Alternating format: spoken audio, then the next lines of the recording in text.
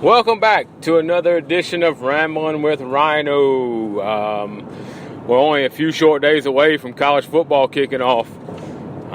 We'll get to see what teams like Alabama, and Georgia, and Clemson, and we'll get to see what they look like, what their roster is going to look like. We pretty much know those teams are going to steamroll early. A few interesting matchups: Michigan, Notre Dame. But for the most part, first week is just like a scrimmage game to see what everybody's got, and see the new players. I see Southern Cal named a true freshman as their starting quarterback to replace Sam Darnold. That'll be interesting. But just a few quick news and notes and what I've come across. Well, we did a radio show last night on Cool 102.7. You can check that out, The Locker Room SC on iTunes, I believe it is. We talked all these topics, but first and foremost, Clemson was the biggest one. Dabo Swinney released his two-deep roster yesterday. Kelly Bryant's the quarterback.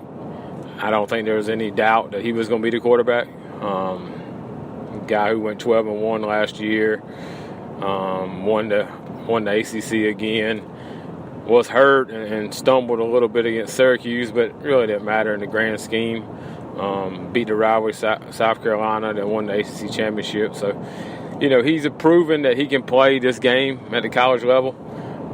And although there's a lot of potential with Trevor Lawrence, a 6'6", big, long arm, long hair, John Elway type quarterback, so to speak.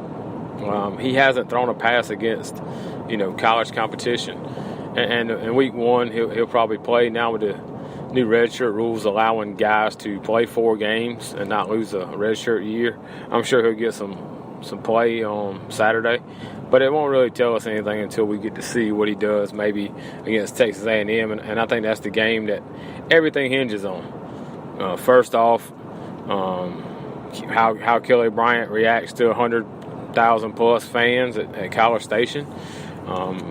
If he's in cruise control and Clemson wins going away, then you probably don't have much problems. You probably still see Trevor Lawrence get in there just to get some feel for a big-time atmosphere. But if Kelly Bryant's cruising, I don't see him losing this job. It's up to him.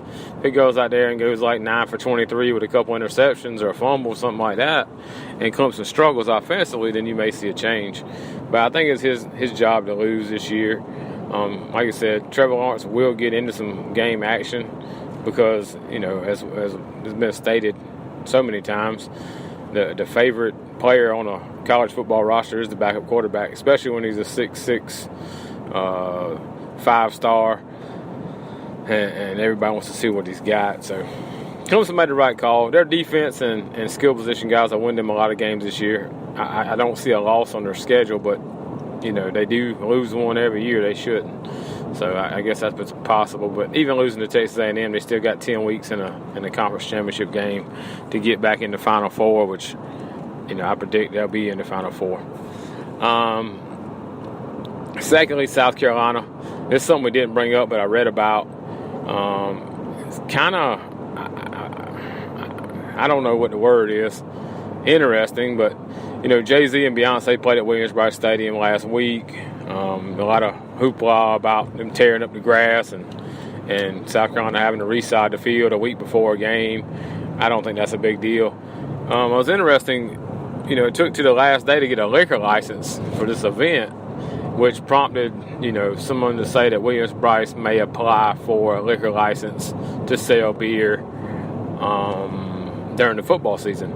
And I think that's the terrible idea. I've been to, 50 games maybe, or I don't know, maybe more at Williams-Brice Stadium in my life. And there's nothing worse than being surrounded by, not really somebody who's drinking or drank, but somebody who's drunk, uncontrollably passed out, falling down, bust their head open, bust their arms, hands, knees open, vomits in the stands, cussing uncontrollably, with kids around.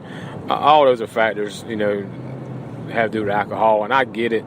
Tailgating's a big thing in South Carolina and the South in general, but you don't need to add fuel to that fire by selling beer, more beer, to something that's already out of control. So hopefully they'll lean away from that.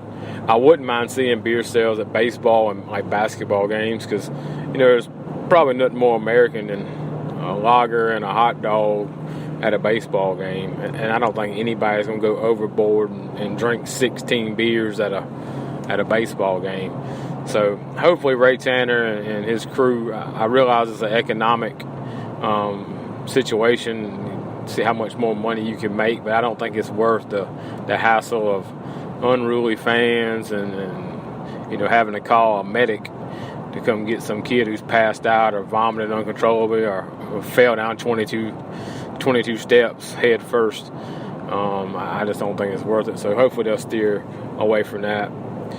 And then one high school topic, and a lot of you probably don't know or may not know who this is, or maybe you do, is Dutch Fork played Spring Valley this weekend. Dutch Fork's won three straight state championships. Got a lot of guys that go D1. Tom Knotts is the coach, came from North Carolina. He runs a tight ship over there, and he's respected as being one of the better high school football coaches in the state and in the Southeast. But there was a situation, playing Spring Valley, who's kind of a rival. Spring Valley's got, some NFL guys, have one on their coaching staff, Michael Boulware, and has a pretty good reputation in football. Not as great as Dutch Fork of late, but still got a great coach in Robin Bacon, who's a heck of a nice guy and does things the right way. Well, 49-0, and the game getting out of hand, 49-0, Dutch Fork does an onside kick, and that's probably the biggest Bush League thing I've seen. I get that you still run your offense, and I get that you still play the game, but that's like running a full court press up 100 or stealing bases when you're up 15. It's an unwritten rule that I think most people understand. It's like throwing the football up 49 points.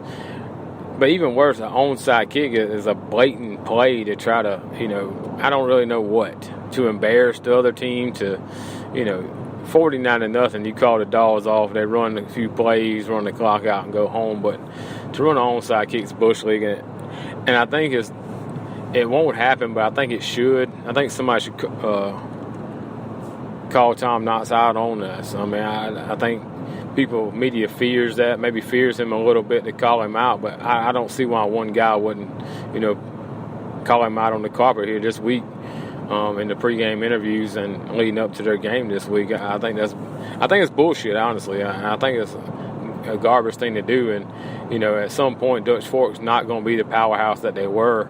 This works out that way, and he's going to have to eat one of those, hopefully.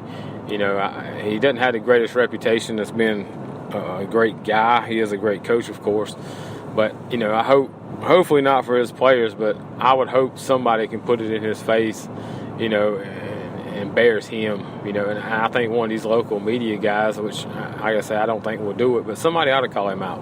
His administration ought to call him out. Superintendent ought to call him out. That's not something you do in up 49-0. If you're up by 10 and you want to seal the game, I get it. But at 49-0, man, you're just embarrassing the other team, and I get the old Bobby Bowden's adage of, if you don't want to score and stop me, I get that.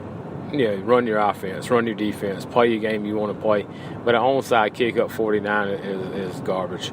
So hopefully somebody takes him to task on that. Anyway, that's all I got. Probably come back with another pod this afternoon. Football's on its way, so there's a lot to talk about, and then there's a lot of other things going on in the world that we kind of overlook. Baseball's heading down to the stretch. There's a little bit of NBA news here and there, some NFL signings and holdouts, and NFL season starts a week after college, so it's close by as well. So keep your ears on. I'll have another pod this afternoon. Later.